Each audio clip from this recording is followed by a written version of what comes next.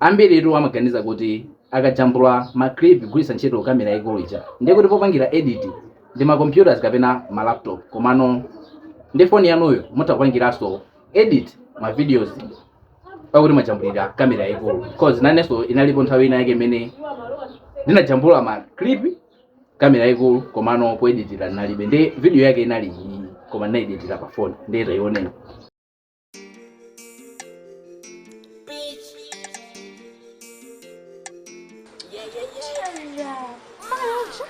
Uyu ndani Asante Jabi.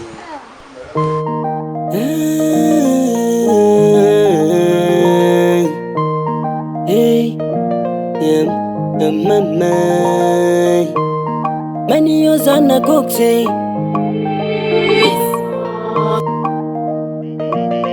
Beats by SV.com.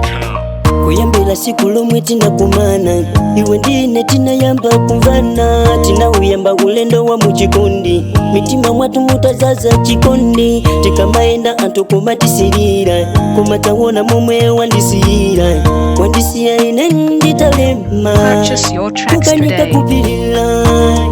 Oh my baby, pano sukuganizila, ndipo unaiwalila, zote tikakondana.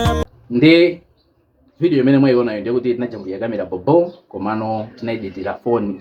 Ndi kwa amene akufunanso kuti aphunzire nawo kuti azitha kupanga edit ma music videos ngati amene wawo ndi zinthu zosiyanasiyana zokhuzana ma videos, ndi kuti mutha kuti kuti muyambe nawo kuphunzira kantengo ndi pang'ono. Ndi kwa amene mukuonera ku Facebook mutha kupanga click button lili apa pali ndi kuti likupititsani WhatsApp kwanga.